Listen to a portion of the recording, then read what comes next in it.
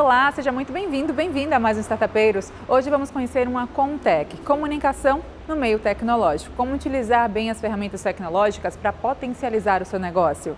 Conheça a história da IDK, que usa a tecnologia não como um fim, mas sim como um meio.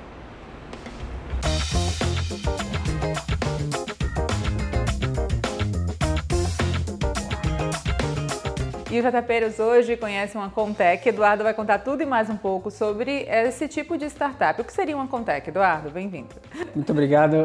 Comtech é uma empresa de comunicação que usa a tecnologia para atingir seu objetivo final, tá? Então é por isso que a gente nomenclaturou dessa forma. É Comtech, porque muitas empresas hoje passam por essa dificuldade de como é que você consegue usar a tecnologia da melhor forma para se comunicar, para vender, para fazer marketing no digital. O digital tem muita... É vendida muita mentira no marketing digital, achando que você entra no digital e pronto, vai ganhar dinheiro. E não é bem assim, né? A gente tem muita ferramenta, tem muita tecnologia, tem muita coisa nova surgindo o tempo todo. E a gente encontrou nesse meio uma forma de apresentar de uma forma diferente algo que já é feito há muito tempo atrás, que é publicidade.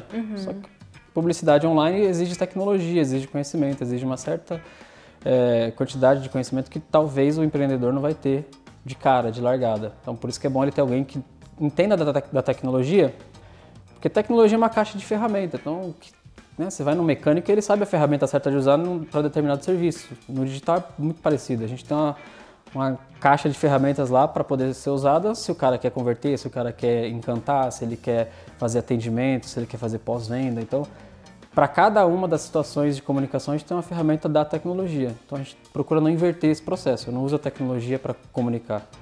Eu comunico e uso a tecnologia para isso. Boa. Falando dos processos de uma startup nesse meio da comunicação, da tecnologia, desde a ideação até o momento atual de vocês, qual a linha do tempo? Olha, a empresa ela já tem mais de 10 anos, é uma empresa já antiga. A gente começou como uma empresa de produção mesmo, fazer site, subir landing page, sabe o sobrinho? Faz um site para mim ali. Começamos assim e a gente foi ganhando mercado, atendíamos muitas agências, por conta do know-how em tecnologia. Então, nossa especialidade sempre foi tecnologia, esse é onde a gente nasceu. E por conta desse know-how, a gente foi conquistando vários clientes, grandes clientes. Os maiores clientes do Brasil, as maiores marcas do Brasil que estão no varejo aí, que todo mundo conhece, a gente já atendeu eles. Seja diretamente com eles ou indiretamente através de uma grande agência também. Então, por conta disso, a gente acabou sendo... por esse know-how, a gente foi comprado por um grupo grande no Brasil também de comunicação. E nessa compra a gente fez a virada, né? A gente era conhecido como Superari e virou IDK, né? Como uma empresa de inovação e Comtech que o momento nos pedia isso. A gente não sabia muito bem como fazer. Tá? Não é que a gente já tinha... São pioneiros aqui no Brasil. Exatamente. A ideia, eu não vi nenhum lugar, né, nenhuma empresa se posicionando como Comtech. E porque é meio que, né, vamos fazer comunicação digital? É a agência, né? E eu particularmente nunca quis posicionar a empresa nesse sentido, porque a agência tem um viés, ela tem um histórico, uma bagagem que não é a nossa, né? E a gente não quer. E tá tudo bem para quem faz, não é uma coisa do contra. É só que não é o nosso jeito de trabalhar, não é o que a gente acredita. É um diferencial de mercado. Exatamente. Também. Então, existem várias metodologias, várias abordagens de se trabalhar no digital e o design é uma delas. E é o design que eu coloquei no meio dessa farofa toda de tecnologia, comunicação, mídia. Por quê? Porque o design como serviço, não o design final, né? Que você vê um logo, ou um folheto, ou um comercial na TV, mas o design como serviço. Qual que é a jornada do cliente para a tua marca? Como é que ele se relaciona com você? Quais são as dores desse cliente para você? Por mais que você tenha concorrentes que estão fazendo coisas que para eles aparentemente está dando certo. Então a gente usa o design para fazer isso, para identificar de fato quem é o cliente, posicionar a marca dele da melhor forma e usar as tecnologias que façam sentido para tudo isso que a gente falou. Tá? Então, nesse período todo, foram aí mais de 10 anos. A IDK, como marca, é nova, tem 4 meses, né, mais ou menos. Mas está dando super certo esse formato. Os clientes entendem muito melhor do que a gente vende, eles conseguem nos diferenciar. Então, vocês realmente não são uma agência, porque a agência é outra coisa. A agência te vende criativo, te faz um comercial e te coloca na mídia. A gente não, a gente olha para o negócio um pouco mais de forma estratégica no ponto de vista de comunicação, marketing, investimento nessas áreas.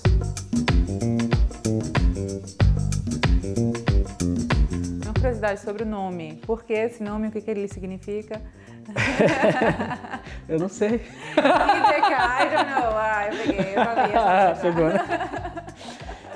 Meu, foi um processo muito gostoso de fazer. Uma das coisas mais legais de fazer, na verdade, é esse posicionamento, esse trabalho estratégico de marca, de rename, de brand. É muito gostoso de fazer. E como a gente está se posicionando como uma empresa de comunicação, tecnologia e inovação, quando você quer fazer algo novo mesmo, né? Nunca foi feito, a primeira pergunta é como é que você faz isso? E a primeira resposta é eu não sei. E a gente quer descobrir isso juntos. A nossa proposta é descobrir isso junto com o cliente. A gente entende que em 2023 está muito difícil de você criar algo novo, né? Você inventar a roda, não dá mais.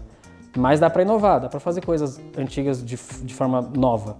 Isso é inovação e a gente quer estar nesse processo com os clientes, apoiar eles nesse processo inovativo. Como é que eu crio um melhor serviço, como é que eu crio um produto ou vendo ele de uma forma que seja diferente. E o I Don't Know vem justamente para coroar isso tudo, né? A gente não sabe como é que faz, nem você, mas a gente vai descobrir junto. Só sei que nada sei. Exato. Eduardo, e como é que funciona o processo para você descobrir as respostas às perguntas que ainda podem não ter inicialmente? Então, nós temos um método que a gente criou aqui, que é o método 4D, que é Design Driven, Data Driven. Então eu olho muito para, como eu falei, para o design. O design ele pauta todo o meu trabalho e os dados. Uma vez que é digital, tudo pode ser mensurado, só que muitos dados, né, a gente sabe, e deve ter um monte de empreendedor aí que passa por esse mesmo problema de olhar aquele monte de dados e não saber o que está acontecendo. Então a gente tem que ter uma estrutura, tem que ter uma modelagem de dados para conseguir transformar essa informação em insight para virar alguma coisa, alguma discussão dentro de uma sala. Então na sala que vocês visitou lá, o I Don't Know Room, por exemplo, sim, a gente discute muito sobre isso. A gente olha dados e desses dados a gente começa a tirar alguma informação e isso cria vários rituais que a gente chama, né? Tem Double Diamond, que são ferramentas já utilizadas pelo mundo todo, mas que a gente coloca numa esteira de produção que para fazer um site ou uma landing page de campanha eu passo por esse processo. Eu entendo o que é melhor, o que é maior, o que não funciona, o que não funciona, é mobile, não é, tempo de carregamento da página, se isso impacta ou não impacta na venda. Então a gente vai lá no mínimo detalhe para conseguir entregar o melhor e o design é o cara que pauta tudo isso. Quanto tempo mais ou menos dura esse processo? Desde o início até a entrega final ao cliente? Depende muito do tamanho do projeto. Um projeto simples vai levar aí 2, 3 semanas. Né? Num projeto um pouco mais complexo, que nem a gente está num trabalho de entregar uma nova marca para um cliente, que ele mudou completamente tudo, absolutamente tudo. E a gente está desde o começo. A gente criou o nome, a gente fez logo, a gente fez todo o processo do escritório dele, comunicação visual. A gente vai fazer um evento de lançamento da marca, a gente está conduzindo isso também. Então aí já vai mais de 6, 7 meses. Ah, entendi. Tá, depende muito do projeto. E ainda mais quando a gente fala de um mundo cada vez mais misturando o físico e o digital. É, né? Muitas vezes a loja o digital, né? Muitas vezes a loja física também depende das tecnologias envolvidas, seja para as vendedoras atuarem, enfim. Sim, sem dúvida. Como é que WhatsApp, né, para poder atender. Sim. Ou um cliente que passa numa... É comportamento do cliente. Se a gente começar a olhar para o comportamento do cliente atual, você vai perceber que ele olhou uma marca, a primeira coisa que ele vai fazer, ele vai na internet procurar sobre ela. Claro. Antes até de entrar. Sim. Eu já vi isso, em várias entrevistas que a gente faz com os nossos clientes, a gente percebe que as pessoas elas olham o Google, olham o Instagram para ver foto, para ver como é que se posiciona, para ver e depois, talvez, no último caso, ela pega o telefone e liga. O telefone virou um aplicativo que ninguém usa, né? Tipo, tem preguiça de falar no telefone, né?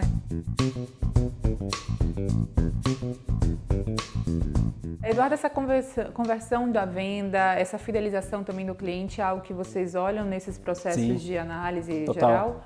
Total, porque custa muito trazer o cliente para dentro de casa, né? Sim. Então é melhor você gastar mais dinheiro tentando manter quem você tem do que trazer gente nova o tempo todo. Então esse processo, a gente leva em consideração, algumas vezes a gente passa para o cliente, né?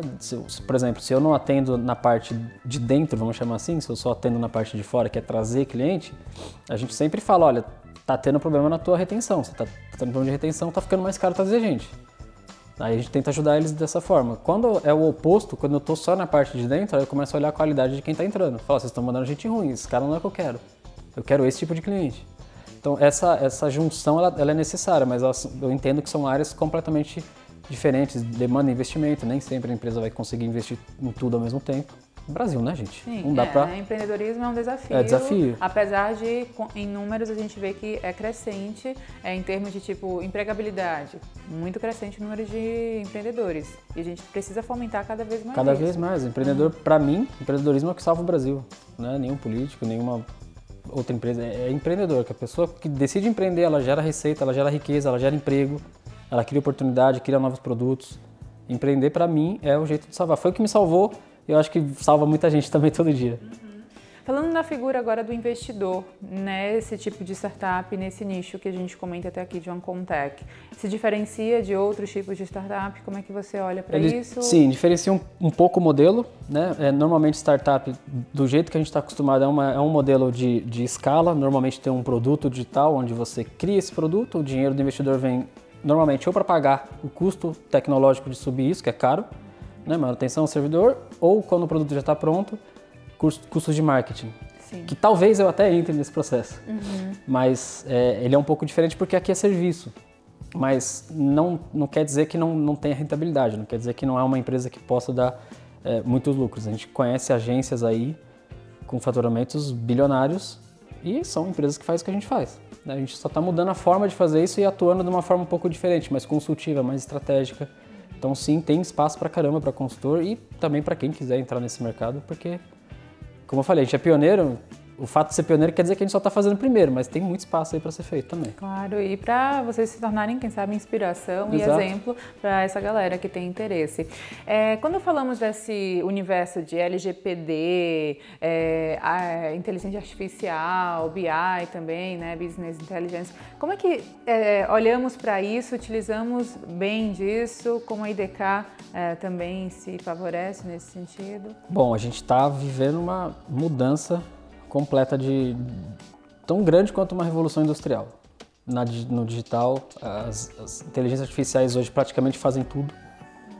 A partir de um texto você fala, eu quero uma imagem que faça isso e isso. Você viu, deve ter visto aquela imagem do Papa que fizeram vestindo... Sim, né, que viralizou. Roupas, viralizou. Tem várias outras que viralizou. Fizeram uma música fake, acho que do Kanye West, não me lembro, que também foi feita por IA. E, além disso, a gente tem outras IAs que estão produzindo células, estão produzindo proteínas, que já entra numa área mais científica. E é feito por inteligência artificial. Então, a gente está vivendo uma mudança que não está sendo vista por muitos ainda, mas ela está acontecendo. E ela não vai ser mais tipo a Web 2.0, 3.0. É uma mudança radical. É um jeito completamente novo de viver. E aí você falou de LGPD. LGPD é para proteger os seus dados. Porém, hoje, se você entrar em qualquer site, a primeira coisa que aparece é esse site utiliza cookies, para você utilizá-lo, aceite. Aceitar todos e tal. Então, você tem que aceitar para poder usar. Se você não aceitar, você não consegue usar. Então, a gente está vivendo essa mudança se você quiser utilizar algum serviço, você tem que dar o seu dado. E o dado é dinheiro no digital. Porque a inteligência artificial ela só consegue criar tudo isso que ela criou porque ela consumiu várias coisas e transformou em dados. E a falta de dados, por incrível que pareça, existe falta de dados para IA hoje, é justamente essa. Vão criar-se novos cenários onde tudo pode virar dado. Tudo, absolutamente tudo que hoje ainda não vira o dado digital vai começar a ser dado digital. Por exemplo, você está numa reunião, está passando um gato atrás de você está ouvindo uma música, tudo isso está sendo coletado pelo seu microfone, que vai virar algum dado sobre o comportamento e isso vai trazer alguma coisa para você lá na frente. Então, LGPD é algo que precisa ser assim... Debatido, respeitado. Debatido e respeitado também, porque no fim do dia as empresas estão ganhando milhões aí com os dados das pessoas. Sim. Só que em contrapartida as pessoas precisam usar também as coisas, os serviços que são oferecidos e não conseguem fazer isso sem dar o consentimento de uso dos dados. Então a gente... É uma via de mão dupla. Você tem que entrar no equilíbrio. Eu acho que tem que ter essa conversa sim. E aí, BI e tudo mais, tudo isso acontece só se você der os dados. Se você não der os dados, acabou. Mas eu vejo que no Brasil isso ainda está muito embrionário, a gente não tem um olhar muito forte. Foi muito forte no começo, falaram de LGPD, que era parecido com a da Europa, mas não está nem perto.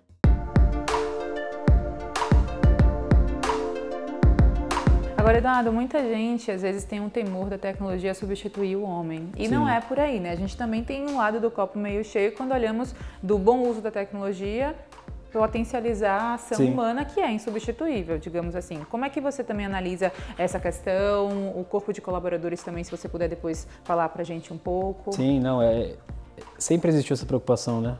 Eu citei a Revolução Industrial, lá atrás houveram grandes mudanças, alguns empregos deixaram de existir, mas foram criados diversos outros. É a mesma coisa. Claro que se você é uma pessoa, um profissional que não se dedica, um profissional que pode ser substituído facilmente, que não está pouco se importando, só faz o básico necessário, você vai ser substituído por máquina ou não. né? Simples. As pessoas que antigamente faziam datilografia, não sei se é da sua época, que eu, né? Você vê a barba branca aqui. Meu pai me apresentou uma maquininha. Eu cheguei até, tá? Eu tenho uma guardada em casa. Curso de datilografia. As pessoas escreviam na máquina de escrever. Acabou. Passa aqui, sobe papel. Puta trampo. E hoje temos o computador, o laptop, o tablet. Não substitui quem digita. Não. Mas te trouxe mais facilidade. A gente tem de portabilidade. Exato. Então, são ferramentas novas que vão surgindo que no seu dia a dia você vai acabar adicionando elas e você não vai nem mais saber que você usa elas. Qual foi a última vez que você fez uma conta de cabeça sem usar o calculador do celular? Não lembro. Eu também não sou muito boa de exatas. Mas a calculadora é um negócio que tá aí com a gente há tempos, há séculos. O papel, quanto que o papel revolucionou quando foi criado o papel? Por causa do papel foi criado mandatos, leis, né? Foi passado mensagens à distância. Então, são ferramentas que vão entrando, se você souber usar, elas podem mudar muito o curso da história, né? Da nossa história. Eu acho que a IA, como está vivendo essa nova fase, também vai trazer novas ferramentas que a gente nem vai saber que a gente usa, mas a gente usa todo dia. Com certeza. A gente vai agora para um rápido intervalo, mas fica por aqui porque ele vai, na volta, contar sobre colaboradores da IDK e tudo mais sobre esse universo de uma startup ligada a esse meio de comunicação e tecnologia também. É já já.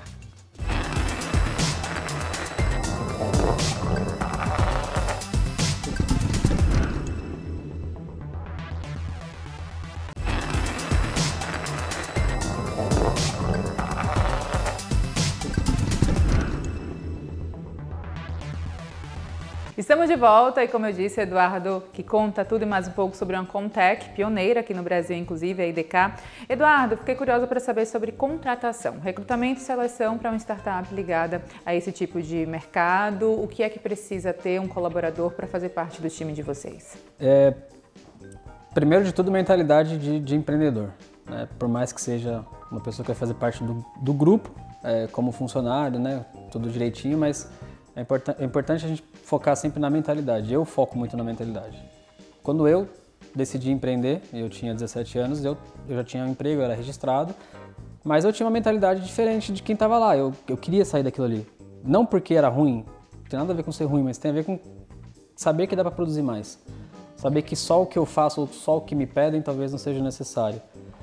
E aí sim, depois eu olhava para minhas hard skills, que é coisa técnica, né? Preciso saber fazer algo, preciso saber entregar algo para saber primeiro eu faço o básico, depois eu entrego ele melhorado.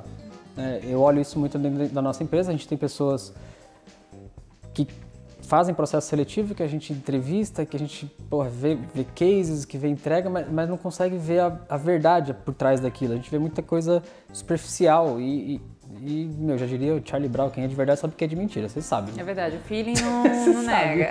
Você sabe. Não é que eu caí na cadeira de empreendedor, eu escolhi fazer isso, eu passei por todos os processos. Eu já fui programador, já fui do exército, já fiz um monte de coisa, já vendi camiseta, já vendi curso de inglês na rua. Então a gente sabe o processo para chegar em algum lugar. E quando a gente vê alguém que se vende de um jeito ou só usa o diploma para tentar chegar em algum lugar, pelo menos comigo não funciona. Eu sei que grandes empresas precisam do diploma, que precisam dessa chave, né, para abrir algumas portas.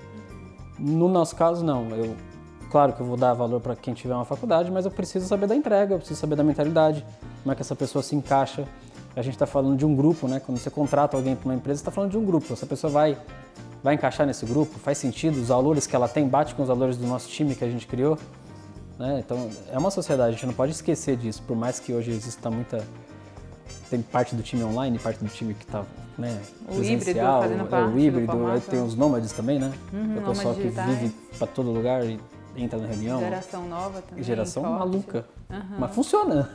Tem propósito. Tem propósito, consegue me entregar. Eu não cobro horário, eu não cobro tempo na frente do computador. Eu preciso, nosso acordo é esse.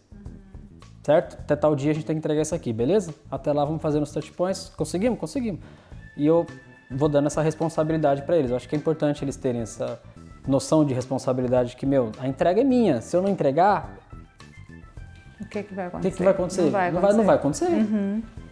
E aí o grupo mesmo começa a se cobrar, o grupo mesmo começa a funcionar de um outro jeito. Pra mim funciona muito bem, né? Eu sei que não é uma regra que vai se encaixar, mas pra gente funciona muito bem. Bom, Eduardo, até aqui já falamos sobre colaboradores, hard e soft skills, futuro, médio e longo prazo, qual a visão de vocês a respeito do crescimento, não só levando em conta o Sudeste, quem sabe, mas a realidade do Brasil como um todo? O crescimento... A gente já atende empresas que não fazem parte aqui do Sudeste, já atende outras empresas de outros estados e de outros países também. Então, a graça do digital tá nisso, né? De conseguir... Você não precisa estar em loco estar em algum lugar. Eventualmente a gente vai, faz as reuniões, pega algum avião, vai visitar o cliente, mas para nós, a nossa base hoje em São Paulo ainda é estratégica, é importante ter ela aqui. Temos uns planos aí de colocar uma base nos Estados Unidos também, mas uma base comercial, para atender clientes de lá, por questão estratégica mesmo, né? Questão de variação de dólar versus real, mão de obra aqui é mais barata, então a gente consegue também entregar o serviço lá, e a gente também percebeu que esse pioneirismo em Contec está acontecendo lá também. Boa. Então é bom a gente acelerar esse processo. Sim, claro, ter uma referência e também abrir espaço, sim, abrir caminho para vocês por lá também. A gente tem vários cases já nos Estados Unidos com 4, 5 clientes diferentes e deu super certo também, que foram entregues no ano passado. Por falar em cases, tem curiosidade sobre eles? Tem várias. Tem várias? Escolhe uma, não precisa nem citar a marca, mas só pra gente saber o que é que acontece nos bastidores de uma Contec, por exemplo. Olha, por exemplo, uma vez pediram pra gente fazer um poste de luz que ia compartilhar a internet de graça nas favelas do Brasil. Só que a gente tinha que fazer o poste. Fazer o poste. O poste. Literalmente. Literalmente. E aí? A gente fez todo um projeto de engenharia dele, do poste, a gente envelopou ele com a marca, a luz da marca tinha a cor, né, dela, que era parecida com essa aqui de trás. Uma marca bem grande. E a ideia era compartilhar a internet em pontos específicos para que as pessoas pudessem usar de graça o serviço deles através desses postes. Então, isso foi uma loucura que a gente fez. A gente fez o hardware, a maquininha que distribuía a internet, os pontos de conexão, fizemos um mapeamento das favelas. Então, esse foi um caso. Um outro caso foi uma balança que a gente fez. Era para ser uma balança, mas acabou virando uma tábua também de corte de carne. Então, era uma marca de carne que vendia cursos sobre carne, como cortar, churrasco, essas coisas, receita. E era uma tábua conectada. Então, eu trazia todo o conteúdo do site nessa tábua. E a tábua também mostrava o lado certo do corte da carne. Tem carne que você tem que cortar de um lado, tem carne que você corta de outro, a espessura do corte. Então, tudo isso integral na internet, via touch. Que interessante. Que a gente fez. Não, e também falamos de QR Code, quem sabe, né? Hoje em dia, de cardápio até, sei lá, entrada de prédio, tem toda uma mudança também nesse mudou sistema bastante. tecnológico. Mudou bastante o jeito de você...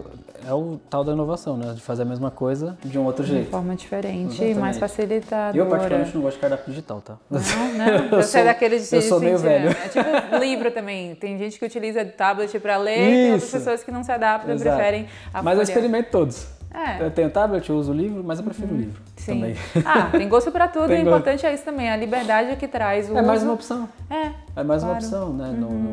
No caso do QR Code foi uma opção de saúde que a gente usou, né? Obrigatório por conta da Covid, então não podíamos mais usar tanta coisa passando a mão, né? Em lugares públicos, então o QR Code ajudou nisso. Claro. Né? E também mostrou para os empreendedores aí de restaurantes e bares que dá para custar menos. Né? Custa caro fazer um cardápio. E aí você também tem o uso consciente mais do papel, das matérias, enfim. Bom, quando você fala de planejamento, também dica para quem quer começar nesse meio, o que é que você poderia deixar de mensagem para quem nos assiste? Começa pequeno, mas começa logo. Acho que é a principal mensagem que eu sempre deixo. Não fica tentando criar aí o perfeccionismo do empreendedor é aqui, ó. É passo. Procura fazer as coisas de um jeito diferente, né? Eu acho que como eu falei dos funcionários, né? Primeiro a gente sabe como é que faz, depois a gente aprimora esse jeito que é feito. Então, você quer inovar, você quer fazer alguma coisa, você quer empreender, começa fazendo o que já é feito, já é oferecido por alguém, você sabe como fazer e melhora ele, coloca a tua pitada. coloca o teu tempero e vai melhorando. Eu acho que não tem muito segredo, não dá pra gente criar um novo iPhone hoje. Sim, tem como melhorar ou potencializar o que a gente já conhece, né? E trazer seu diferencial. Isso. Tem uma palavra que te acompanha na vida em termos de, tipo, como é que você olha para o desafio, trabalho, vida pessoal? Alguma palavrinha que o Eduardo usa como referência, como Uma inspiração? Não. Uma só não. Não, uma só não? Depende da situação, a gente tem várias, né? Dependendo da situação eu uso uma, dependendo da situação eu uso outra, mas eu só procuro não desistir. Eu sei que normalmente quando eu estou a ponto de desistir, eu sei que nesse momento eu quero não desistir, então eu procuro não desistir. Coragem, resiliência e por aí vai, né? São várias Você vai ter. Se você precisa disso mesmo, você vai ter. Você não vai tirar isso da cartola, agora eu preciso de resiliência. Sim, você precisa já ter. Incorpora, você já nasce com isso. Ou se você não nasce com isso, ele vai nascer em algum momento, quando você realmente precisar. Quando você estiver de frente com um problema, quem empreende vive no risco. Com certeza. Não importa o tamanho. Você está empreendendo, sua empresa fatura 20 milhões por ano. Tá, mas eu continuo tendo um risco. Eu tenho famílias que dependem de mim. É um risco muito grande. Um erro que eu cometo é um erro muito grande. Uma responsabilidade muito grande também para todo e qualquer empreendedor, né? E impacta um monte de gente, né? Sim. Impacta um monte de gente. Então, eu acho que a resiliência, ela aparece desde que você se comprometa com ela. Você é empreendedor de verdade? Você não está fingindo que está empreendendo? Então, você sabe do que eu estou falando. Então, procura não desistir. Com certeza. Minuto final, consideração final também que eu vou pedir para você. Até aqui a gente já conversou, foi muito curioso entender mais sobre o empreendedorismo aqui no Brasil de uma Contec. Qual é a sua palavra para finalizar aqui? Falando do nosso cenário, é o meu lema lá na empresa, que tecnologia é meio e não é fim, né? Então, usa ela como ferramenta para atingir seus objetivos, seja vender mais, atender melhor, mas tecnologia é meio e não fim, é a minha mensagem. Fica aí então. IDK, muito obrigada, Eduardo. Obrigado foi um prazer falar com você. Sucesso cada vez muito mais obrigado. Na trajetória de todos os envolvidos, tá? Show de bola, muito obrigado. Até a próxima. E para você também que nos acompanha, até o próximo Startupeiros. Até lá.